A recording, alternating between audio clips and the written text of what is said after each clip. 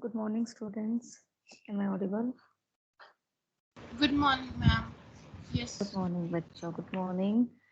So, okay, I guess there are few students still to join, but let's just start with our exercise. Otherwise, we'll get delayed, right?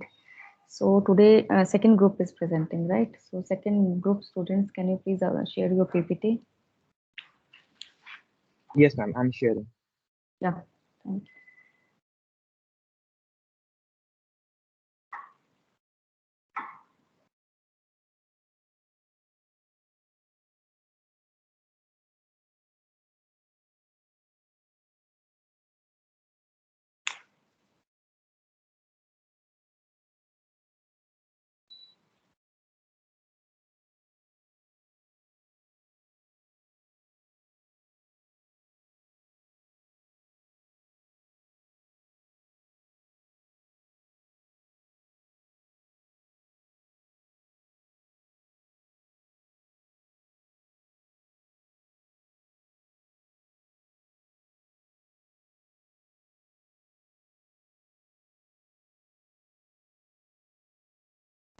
Ma'am, can I start? Yes. Yeah, please start. Nehal, switch on your camera better. Yes, ma'am.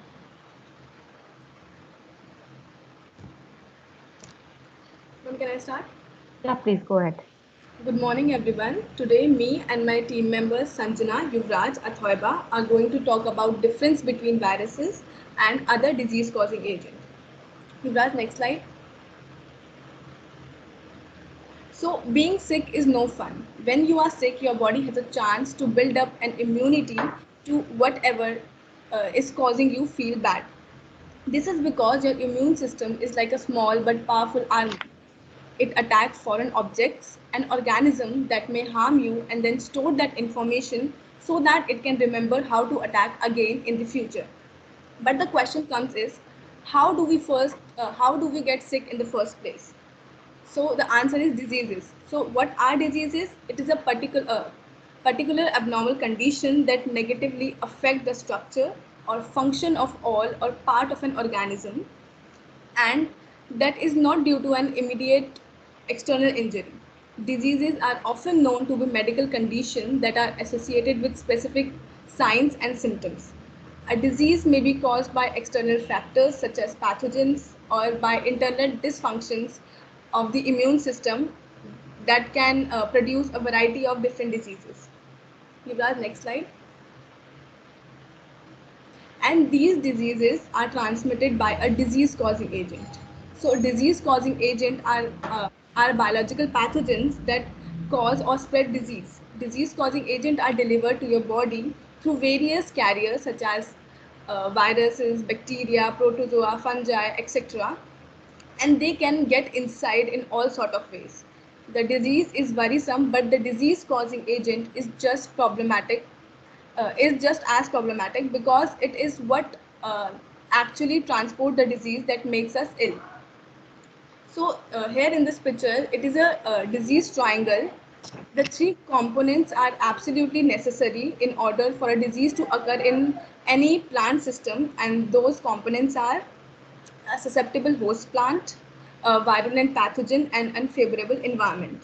So when these three components are present at the same time, a disease will occur if a susceptible host plant is in intimate association with the virulent plant pathogen and under a favorable condition or under a favorable environment. This concept is represented by the shaded portion of the diagram, as you can see, where there is a high degree of overlap and there will be a moderate to high amount of disease. Next, I'll be giving you an overview about the pathogens that can infect humans or plants. Yuvraj, next slide. Okay, so first of all is viruses. They are the tiny infectious agent that replicate only in the living cell of other organism. They are even tinier than bacteria. They are about 20 to 400 nanometer in size. A virus isn't technically alive because it cannot function unless it has a host. Viruses have a very simple structure consisting of genetic material in the form of DNA or RNA within a protein capsule. They can infect all types of life forms from plant to animals and bacteria to amoeba. Next are bacteria. So they are they are single celled and simple, but bacteria have a tons of characteristics and they are very diverse. They are even on us an organism without a nucleus. They contain peptidoglycan cell wall. In fact, our intestine has a permanent infection, but these gut bacteria are actually very helpful for digestion. Many people take probiotic supplements to encourage the growth of this group of healthy bacteria. They come in shapes including ball, rod shape, and spiral shape. Most bacteria are not harmful, and some are actually beneficial. Infectious bacteria can grow and divide and spread in the body, leading to infectious diseases. So, in the further slide, we will be talking about the how these bacteria or viruses can spread the diseases. Next are fungi. So, fungi are multicellular or single cell organism within a nucleus or organelles, but they are unique from plants and animals. Fungi like to feed by absorbing nutrients from their surrounding, and their cell wall is made up of chitin. They are heterotrophs, and fungi are 2 to 10 micrometer in diameter. Most fungi are harmless to humans and some are edible, like mushrooms. Some fungi can be infectious and may lead to life-threatening diseases. Fungi reproduce by releasing spore that can be picked up by direct contact or even inhaled. Next is protozoa. So they are mostly unicellular and some contain walls while some don't. They are either autotrophs, heterotrophs, or parasites. Protozoa in humans are less than 50 micrometer in size, and protozoa can be found in many different body sites, for example, blood, liver, and digestive system, brain, and even on eyes. Thank you.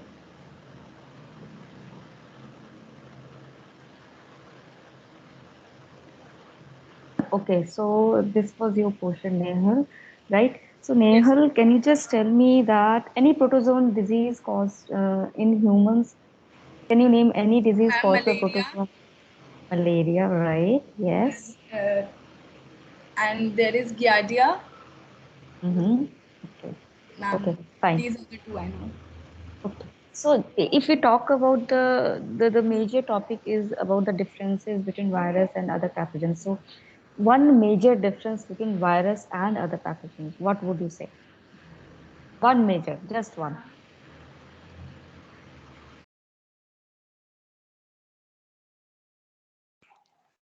You are muted, Nehal. Hello, ma'am. Am I Yeah, audible? yeah, you're audible now, please.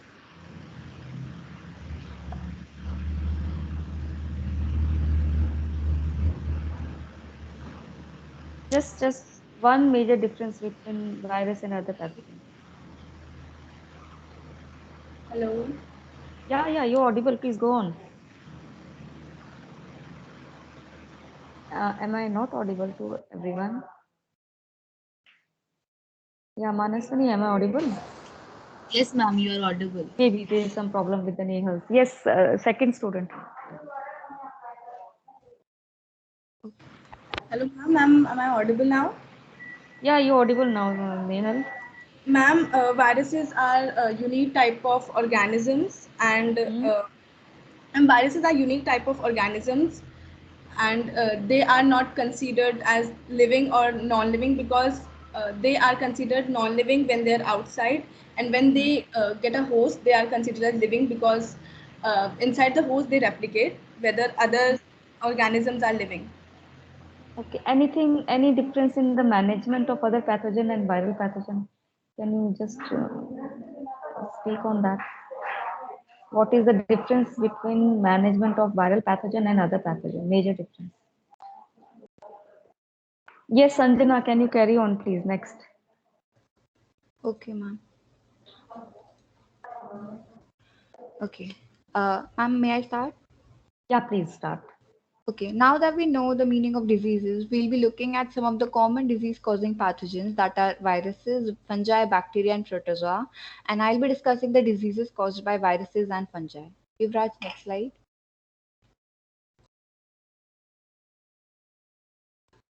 Okay. Viruses are an assembly of different types of molecules that consist of genetic material. And this genetic material can either be a single or a double-stranded DNA or RNA with a protein coat and sometimes a layer of fat too. For example, in SARS-CoV-2, it contains uh, it has uh, it has a layer of fat and therefore can be readily killed by any soap or by simple hand washing because soap disrupts this fatty layer. They can have different shapes and sizes. For example, they can have a spacecraft design, they can be spiral, they can be cylinder, or they can be circular. The life cycle of a virus has various stages, and the stages can be divided into the following stages. First, being the entry of the virus into the host cell, followed by the replication of the viral genome, then the production of new viral proteins, and then the assemblage of those viral proteins into new viruses, and then the release of these viral proteins from the host cell, either by killing the cell or by budding of the host cell membranes, which are ready to infect new cells. Viral diseases are contagious and can spread from one person to other when a virus enters the body and begins to multiply. And common ways that virus spread from person to person is first being breathing in airborne droplets contaminated with the virus, having sexual contact with a person who is infected with a sexually transmitted virus, eating food or drinking water that is contaminated with the virus, or it can also be indirect transmission from person to person by a virus host such as mosquito, tick, or a field mouse. Also, direct contact by touching surfaces or body fluids that are contaminated by a virus. There are many types of viruses that cause a wide variety of viral diseases, as we already know. And in fact, there are more than 200 different viruses that can cause a cold or an respiratory infection. The most common type of viral disease is the common cold, which is caused by rhinoviruses. And other common viral diseases include chickenpox, flu, herpes, HIV, that is human immunodeficiency virus, human papillomavirus. Treatment of these viral infections. So treatment of these viral infections varies depending on the specific virus and other factors. And general treatment measures are aimed at relieving your symptoms so that you can get rest. So you need to keep up your strength and recover without developing complications. General treatments for virus includes acetaminophen, ibuprofen for fever, body aches, and pain, drinking extra fluids, getting extra sleep, rest, and maintaining good nutrition. Aside from it, the only precautionary measure that we can take is being vaccinated or immunized with a vaccine. Yuvraj, next slide. Fungi are eukaryotes and have a complex cellular organization. Fungi can be single-celled or very complex multicellular organisms and are found just about in any habitat, but they mostly reside on land, mainly in soil or on plant material rather than in sea or fresh water. Types of fungi. Fungi are subdivided on the basis of their life cycles, the presence or structure of their fruiting body, and the arrangement of and type of spores that can be reproductive or distributional cells they produce. The three major groups of fungi are multicellular filamentous molds, macroscopic filamentous fungi, and single-celled microscopic yeasts. The common types of fungal infection, some common types of fungal infection include athlete's foot, jog itch, ringworm, yeast infection, or fungal infection of the nail. Different types of fungi can cause fungal infections. In some cases, fungi that aren't typically found on or inside the body can colonize it and cause an infection. In other cases, fungi that are normally present on or inside your body can multiply out of control and cause an infection. And fungal infections can be contagious and can spread from one person to another. And in some cases, you can also catch disease causing fungi from infected plants or contaminated soil surfaces. Since fungi reproduces by releasing spores that can be picked by direct contact or even inhaled, that's why fungal infections are most likely to affect your skin, nails, lungs, and can even penetrate your skin, affect your organs, and cause a body wide systemic infection. Who is at risk? Several things can increase your risk of developing a fungal infection, including dampness and humidity. So, if you're sweating heavily or working in a warm, humid environment, this can increase your risk of a fungal infection, as seen in most athletes, because since they are sweating heavily and share common locker rooms, showers, so they are at high risk of developing a fungal infection. This can also be due to poor blood circulation. Any poor circulation hinders your immune system and decreases your body's ability to fight off an infection. Then is suppressed immune system. If your immune system isn't working properly, it can leave you vulnerable to fungal infections. And even certain medications, some types of medications can reduce your body's ability to ward off fungal infections. For example, antibiotics destroy helpful bacteria along with harmful bacteria, so this can allow the fungi to thrive and free of competition. Prevention, how can these fungal infections be prevented? So, good hygiene is critical for avoiding fungal infections. So, we should keep our skin clean, dry, particularly the folds of your skin. Wash your hands often. Avoid using other people's towels and other personal care products. Wear shoes in locker rooms and wipe gym equipments before and after using them. Yes, ma'am. That Okay, was my portion. fine, Sanjana. That was very well presented. So, my question for you is that, yes, we know that these are the pathogens like viruses, also and fungi. They cause a lot of diseases, but there are many useful fungi also. So, can you name those useful fungi and where they are being used? Okay, so ma'am, first is mushroom, that is the edible mushroom that we Mm-hmm. consume. Second being it is also used for preparing antibiotics, for example Mm-hmm. penicillin. uh, and for viruses helps us in various cell biology researches. And that's it, ma'am. Viruses, yesterday's lecture, they told that they are being used as a vectors. Yes, ma'am. Viruses are used as a nanoparticles in the drug delivery systems.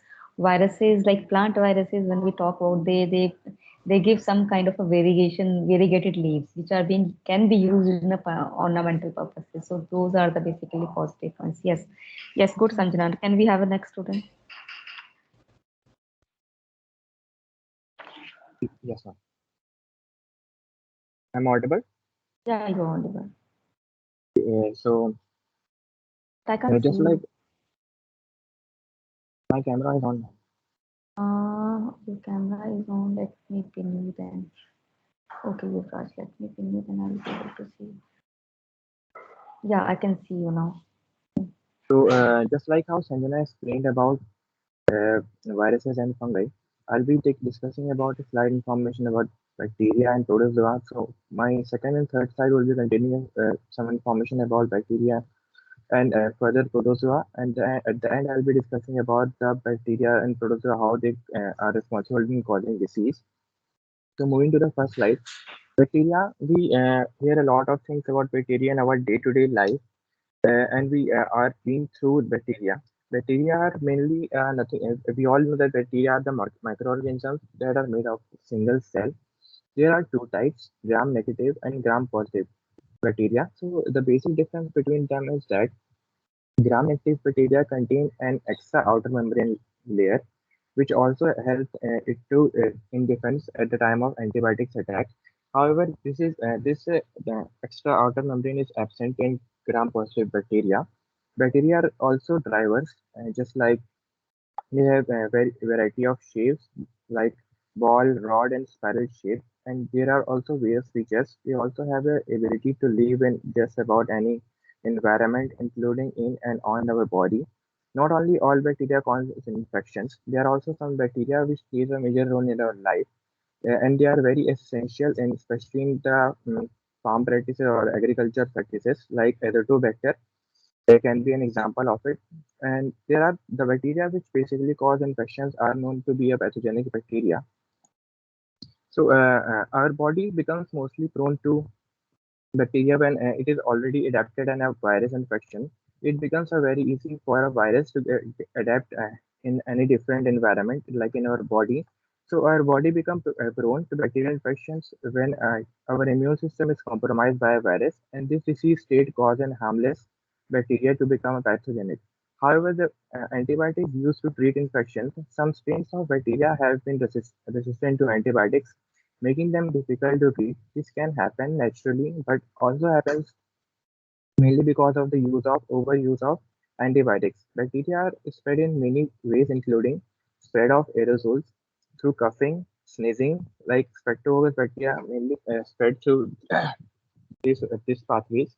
And there are also spread through surface and skin contact, for example, Staphylococcus aureus, including MRSA. This is a methicillin resistant Streptococcus aureus disease. We'll be discussing about this in the further slides. The spread also occurs to body fluids such as blood, saliva, example, meningococcal diseases. And there are common symptoms which mainly takes place in bacterial infections like fever, chills, redness, pain, weakness, fatigue, and organ dysfunction. So the protozoa is other disease-causing agent. It is also a single cell, but it is a eukaryote. It comes under eukaryote, and it is mostly present in everywhere. They can live in free living environment, often in the soil, water, or moss. They can also be sometime appear as resting cysts, which let them survive in a dry time or dry conditions. So bacteria are also divided in different classes like sporozoa, the intercellular parasites, flagellates with tail-like structures that flap around the move them, and amoeba which moves using temporary and body projections called pseudopods, ciliates which move by beating multiple hair-like structures called cilia, and the infection caused by the protozoa can be spread through injection of cysts, which can be present in a water or the aerosol or the different. This can be seen in a different dormant stage, like sexual the transmission can appear viral load spreading. That is protozoal infection, as well as the insect vectors like malaria, in which Anopheles plays a vital role in causing this protozoan disease. So, how the disease causes this infection? So, bacteria and protozoa play an essential role in causing disease. Like bubonic plague, we might have been heard about it. It occurred in the 14th century, and it was also called as a Black Death. As a small bacterial infection lead to a pandemic and killed 50 to 60% of the population of Europe during 14th century. The tuberculosis also a very familiar disease which is caused by a Mycobacterium tuberculosis bacteria. It is commonly causes lung infection, and the other MRSA. This is a methicillin resistant Staphylococcus aureus, and this mainly occur when our bacteria become resistant to antibiotics, and this can also become deadly if not treated in appropriate way, or if our immune system is entirely compromised. The protozoan causing disease, like the malaria infection, is caused by a parasite that is almost transmitted by mosquitoes. By contrast, the World Health Organization reports that there are almost 200 million cases of malaria around the globe annually, and more than 4 lakh deaths in US. So this is what the history of malaria, a protozoan disease, which shows a great effect in US as it leads to a 4 lakh deaths. The other disease is the Giardia, is a common parasite disease found in all over the world. The infection occurred by drinking water which is being contaminated by a parasite, and it shows the symptoms of Giardiasis is diarrhea. Through it can also cause gas and upset stomach. The Toxoplasmids, which is also known as Taxo, and is caused by a parasitic agent like Toxoplasma gondii. It is mostly mostly caused by eating contaminated food. Symptoms can be muscle pain, fatigue, and headache. So these are the diseases causing agents, and this is how they cause the disease. Okay, Yuvraj. So my question for you is that you talked about the bacteria which are causing disease, right? So there are many useful bacteria also. So can you name the bacteria and in different places or different industries they are being used? Yeah, ma'am. There's a azotobacter I have mentioned that which has been widely used in agriculture practices, and it is plays a major role in enhancing the growth of a plant. How does it enhance the growth of a plant? It is a sort of used in a form of biofertilizer, a kind of organic farming, Uh-huh. and You just it has been applied with some content. I can't remember the name of the content right now. So Mhm. it plays a role in enhancing the growth and fertility of the soil as well. Okay, fine. Okay. And then, is there any use of protozoa also or not? Is Uh, there? I'm asking. Is there any use of a protozoa? Is there ecological importance of protozoans? Any? No? Okay, fine. Actually, I don't remember. Okay, fine. Yeah, can we have a next student? Do we have any more student in this slide? Yeah, we do have, right? Am I audible? Yeah, you're audible. Akraba, yes.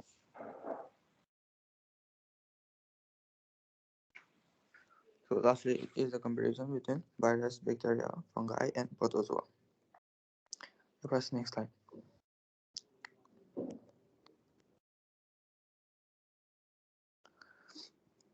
So characteristics of pathogens. In viruses, the cells are not present. In bacteria, cells are present. Fungi also. The fungi and protozoa, the cells are all present in them. And the diameter of the viruses is 0.2 to 2 neo. Bacteria is 1.1 to 5 neo. And fungi is 3 to 10. In the yeast is neo. 15 to 25 in protozoa, the diameter is neo. The nucleic the in the viruses, the nucleic acids are in the form of DNA or RNA. But in bacteria, fungi, and protozoa, the nucleic acids are DNA and RNA. And types of nucleus. In viruses, types of nucleus, in viruses there is no nucleus present in them. In bacteria, uh, types of nucleus is prokaryotic, and in fungi, the types of nucleus is eukaryotic, and also in protozoa, the types of nucleus is eukaryotic. In viruses, the ribosomes are absent, but in bacteria, the size of ribosomes, number of ribosomes present is 70s, and in fungi, the number of ribosomes present is 80s, and in protozoa, the number of ribosomes is 80s. And lastly, in viruses, the mitochondria are absent. In bacteria, also the mitochondria are absent. And in fungi and protozoa, the mitochondria are present. Reverse next slide.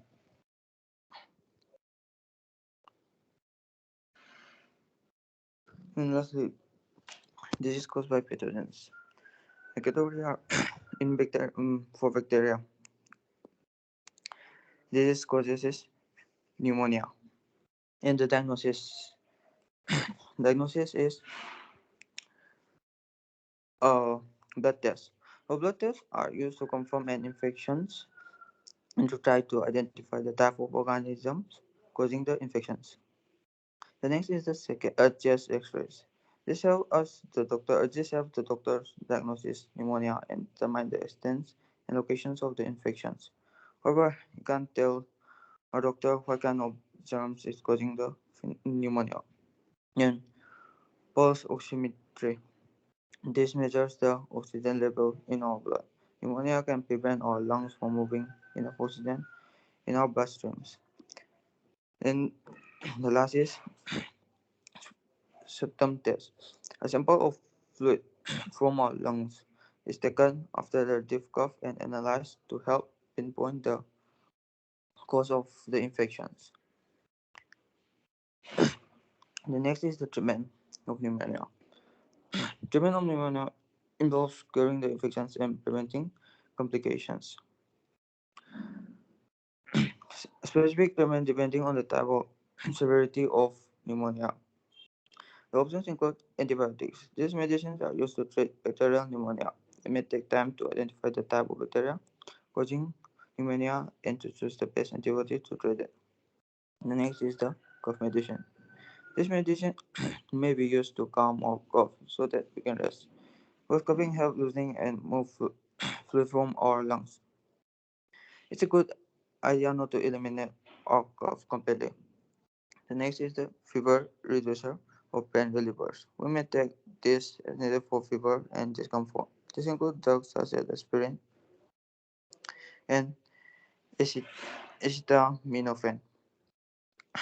And the preventive measures are washing our hands regularly, especially after we go to the bathroom and before we eat.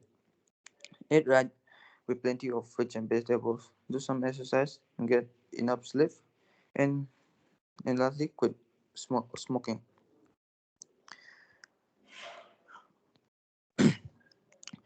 And then second thing, second disease is poliomyelitis. It is caused by viruses, and then it is also known as polio. Oh, the diagnosis of polio. Doctors often recognize polio by symptoms such as neck and back stiffness and abnormal reflexes and difficulty swallowing and breathing. To confirm the diagnosis, a sample of throat secretion, stool, or colorless fluid that surrounds our brain and spinal cord is checked for poliovirus. Second is the treatment. There is no cure or for polio. The, foc- the focus is on increasing comfort, speeding recovery, and preventing complications. Some supportive treatment include pain relievers, portable ventilators to assist breathing, moderate exercise, physical therapy to prevent deformity and loss of muscle function, and the prevention of polio. There is no cure, but vaccine allow our body to fight off the virus because uh, there were fewer than 10 cases, 10 cases of polio in the US. So there are two types of vaccines: inactivated poliovirus vaccines. We can get this as a shot in either your leg or your arm. And oral poliovirus vaccines. This is an other form of the vaccines that is still used around the world. Then the disease trust is caused by fungi, and its diagnosis. Diagnosis of trust depends on the location and identify whether there are underlying causes. To diagnose or trust, first of all, examine our mouth to look at the lesions by the doctor. Take a small scraping of the lesions to examine under a microscope. If needed, do a physical exam and certain blood tests to identify any possible underlying medical condition that may be the cause of the oral thrush. And the treatment. The goal of an oral thrush treatment is to stop the rapid spread of the fungus, but the best approach may depend on our age. Eliminating underlying causes when possible can prevent recurrence. Healthy adult and children. Our doctor may recommend antifungal medicines. This comes in several forms, including lozenges, tablets, or liquid that we switch in our mouth and then swallow. Infants and nursing mothers. If our breastfeeding and our infant had oral thrush, we may or baby could pass the infection back and forth. So the doctor may prescribe a mild antifungal medicines for baby and an antifungal cream for the breast. Adults with weakened immune system. Most often, a doctor will recommend antifungal medicine. Trust may return even after it has been treated if the underlying cause, such as polydivision dangerous or inhaled steroid use, is addressed. Then last, preventing of trust. Brushing our teeth and floss regularly and avoiding high sugar foods. Avoid using perfume soaps and shower gels. Taking showers instead of baths. And lastly, Chagas disease. Chagas disease is caused by protozoa and its diagnosis as follows. First of all is electrodiagram, a test that records our heart electrical activity and checks chest X-ray and examine tests which lets our doctor see if we have an enlarged heart. Echocardiogram, a test that uses sound waves to capture moving images of our heart, allowing our doctor to see any changes to the heart or its function. Abdominal X-rays, a test that uses radiation to capture images of our stomach, intestine, and colon. Upper endoscopy, a procedure in which we swallow a thin latitude endoscope that transmits images of our esophagus to a screen. Then the treatment. Treatment of Chagas disease focus on killing the parasites and managing signs and symptoms. Additional treatment include heart-related complications, and treatment may include medications, a pacemaker, or other devices to control our heart rhythm, surgery, or even a heart transplant. Digestive-related complications. Treatment may include diet changes, medications, corticosteroids, or in several cases, surgery. Then the prevention are as follows: spraying in the insecticides inside homes and surrounding areas, cleaning the house to prevent tritomine bugs infestation, using best net to prevent contact with tritomine bugs during the night, which is when they typically come out of it. Diagnosis and treating the condition in children where biological mother had Chagas disease and did not receive treatment before pregnancy.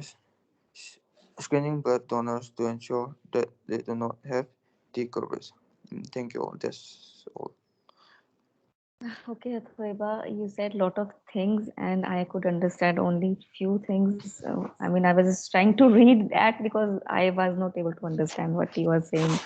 So please, you need to improve a lot on speaking skill because see, I know there's a language difference and there's a lot of difference, and but still, I feel English is a common language, and this is required for your higher studies or wherever you do job. So communication is very important, and the presentation improves your communication. So you need to focus on that a lot, Athoiba, because uh, if I'm not understanding, I don't know about others and how they have understood what you have said. And I still understood few things because I know you and you we have been interacting. So yes, my question for you, Athoiba, is that you mentioned that the nucleus viruses, they don't have nucleus, and in prokaryote bacteria have a prokaryotic nucleus. There is others, they have a eukaryotic nucleus. So can you tell me difference between prokaryotic and eukaryotic nucleus? What is the difference? Hello, ma'am. Could you please repeat it again? Can you please tell me the difference between prokaryotic nucleus and eukaryotic nucleus?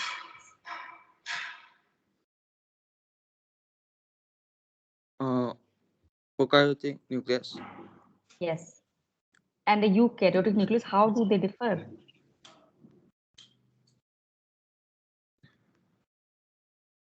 Uh, Prokaryotic nucleus and Eukaryotic nucleus. so, ma'am, I the so eukaryotic nucleus have a membrane-bound nucleus, and prokaryotic nucleus does not. Okay. You discussed, you give a proper table where you discuss the differences between the three pathogens. So did you notice in any difference between three pathogen management can you compare it with the viral management? How does it differ with the management of other pathogen? Any difference, major difference? Sorry, ma'am, I don't know. You don't know. Fine. Okay, fine. This presentation is open for all. While you ask questions, switch on your cameras and tell your group number, right? Because I'll be writing down which group people have answered. So please open for everyone. Just don't remove your slides as of now. Just leave them like that, right? Yes, students, please go on.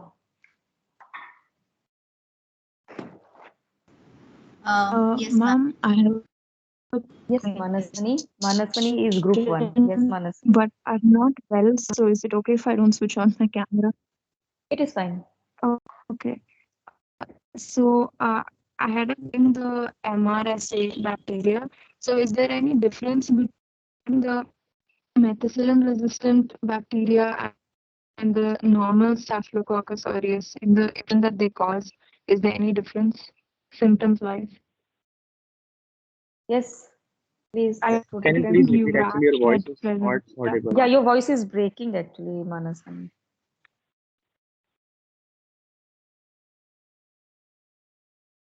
Yes, Manaswani, can you repeat, please? You can just type in the chat box. Ma'am, am I audible now? Yeah, you're audible, but your voice was breaking a lot.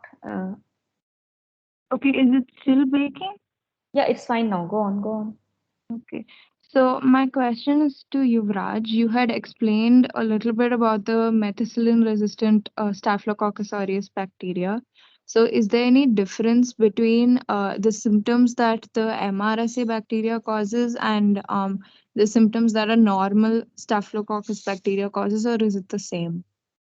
Yeah, the major difference is that in the case of MRSA, the bacteria get resistant. So generally, the antibiotics like methicillin, amphoxicillin, and penicillin, and some of the cephalosporins will not be able to treat the disease. This is one of the major Okay. difference.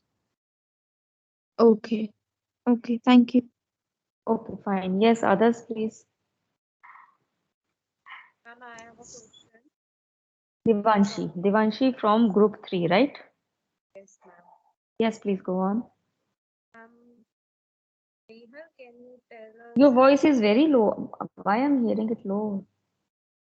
Nehal, can you tell us how bacteria are helpful for our digestion? Divanshi, can you repeat? I'm saying, can you tell us how bacteria are helpful for our digestion? Okay. So those bacteria help your body to break down the big food molecule into the usable fuels, and the bacteria also produce vitamins and help to protect the body from the diseases. So some examples are lactobacteria and bifidobacteria. Thank you, Nehal. Okay. Yes, Ayushi, please go. Your group also, please mention. Ma'am, I have a question for the group, so anyone can answer. No, Ayushi, you are in which group? Ma'am, I'm group 3. Okay. Yes, ma'am. Ma'am, Go.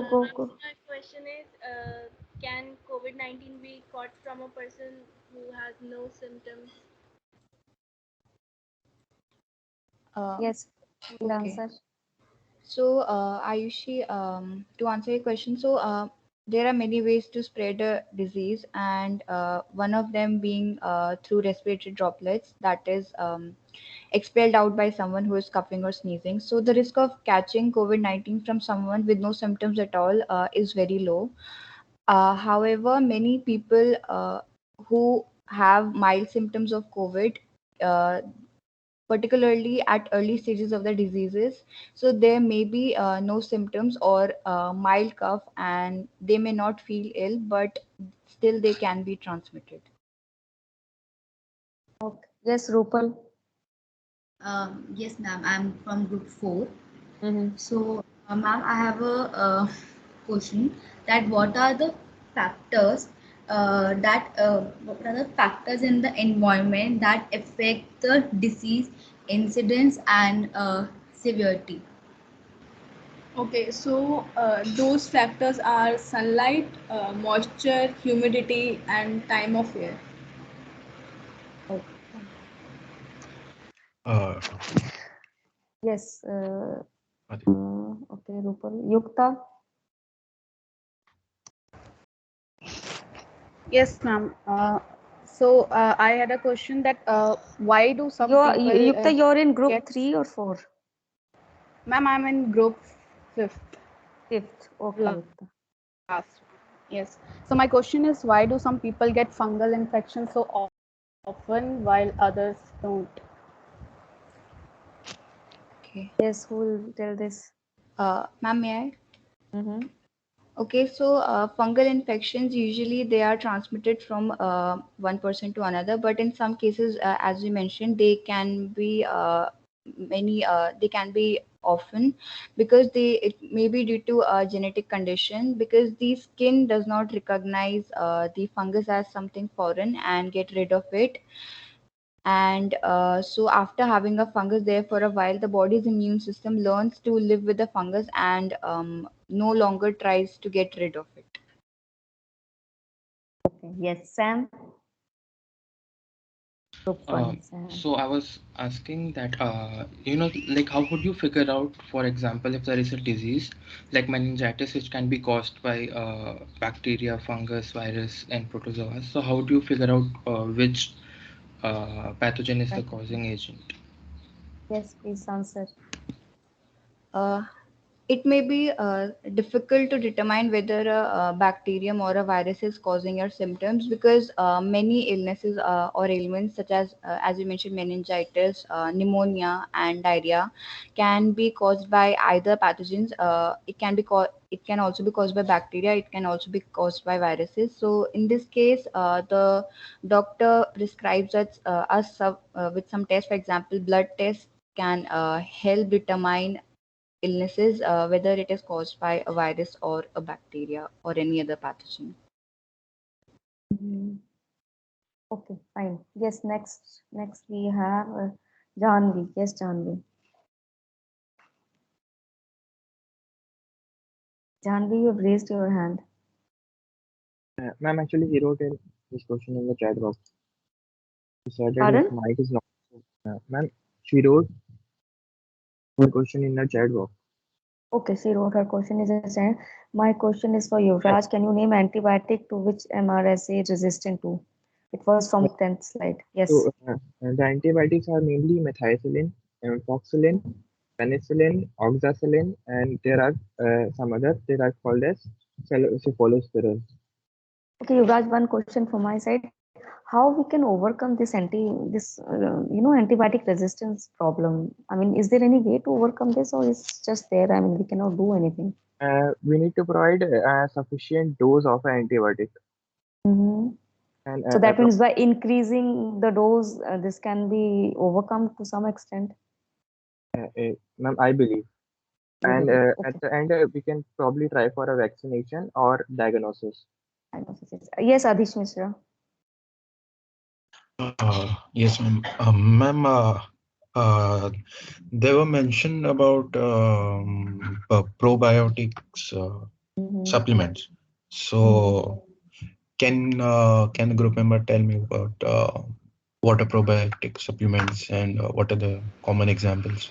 Yes, and one more thing I'll add to this that are these really useful or I mean we take sometimes Yes. probiotics in such a large amount and what are their negative effects then? Yes, I wanted to ask this question. Who will answer? What, ma'am? Probiotics. Someone mentioned about the probiotics that we do take supplements. So, in what amount these supplements are really useful, or are there any side effects also? By I mean, just we are just taking so many supplements, Yes, ma'am. probiotics. Yeah, yes. Who's answering? Please go on. Probiotic are good or helpful bacteria. So Mm-hmm. they basically what they do is they help to keep your gut healthy. The Mm-hmm. examples are yogurt, and yes, they can cause they have a negative effect also. They can cause allergic reactions and mild stomach uh, upset and all, like Upset. diarrhea. Yeah, yeah. Okay. Yes, Shakti, please quickly. Yes, ma'am. I'm from group 4. Okay. So I think maybe Yuvraj in one of his slide talked about protozoa. So it said protozoa they can also be resting cysts and which lets them survive through dry times. So what does that actually mean? Why only like in dry times? So, what the phenomena is behind it? So, it says that in dry conditions, the protozoa try to form a resting cyst, which helps them to start their dormant stage. And in that state, they can easily survive as well as reproduce. So, this is what the statement is all about. Yeah. It is helpful in the survival basically, right? Yeah, ma'am. That when the condition is not favorable, so they are going under a dormant stage. So whenever they'll find a suitable or proper host, they can go and infect. Yes. Okay, students. So that was good interactions. I hope there was not question. Yes. Excuse, ma'am, just one more question. Yes, Adish. Ma'am, I think it was Yuvraj who talked about bubonic plague. Mm-hmm. So can you tell me the symptoms Yeah, of like? there are some common symptoms like fever, headache, chills, weakness. But one of the distinct symptoms which was found in the bubonic plague was the blackening and dead tissues which occurred in the finger and nose and toes. Okay. Can you tell me which year it occurred? Around 14th century. Okay. Okay, fine. Students, I really believe that there was no question fixing, right? I trust you all. So, otherwise, it was a good interaction, and I really believe that you all participated really well, and you were actually hearing to people and students when they were presenting their slides. So, this is a good sign, and when such you prepare for a particular presentation, so definitely you read a lot, and you read a lot of material, and you gain a lot of knowledge. So, this is why these kind of assignments are very important for the exercise of the brain, right? So yes, for the attendance, please switch on your cameras. Yes, Adish Mishra, Present, ma'am. Present, Athoiba, ma'am. yeah, Ayushi, Sam, Present, ma'am. Devanshi, Present, ma'am. Present, Ishita, ma'am. Ishita, Present, ma'am. Janvi, Kshetij, Present, ma'am. Manaswani, Present, mom. Amrita. Manaswani, take care. What happened to you? Ma'am, I'm not sure. It just something happened during the night, so I'm just resting now. Oh, just take care, beta. है ना? Take. You have a weekend ahead, so take care. Namrita, Nehal, Present, ma'am. Namrita, Nehal. Then we have Rupal. Then Present, Sanjana, Shakti, Shivani, Present, ma'am. Tanvi, Tridev. Yeah, I heard it. Present, ma'am. Tridev, yes. Then we have Vivek, Yukta, Present, ma'am. Yuvraj. Yes. Okay, students. So next presentation will be on Thursday, not on Monday, Tuesday classes. So Monday, Tuesday we'll have a regular lecture, right? So okay, I'll see you next week. Enjoy your weekend. Thank you so much. Thank you.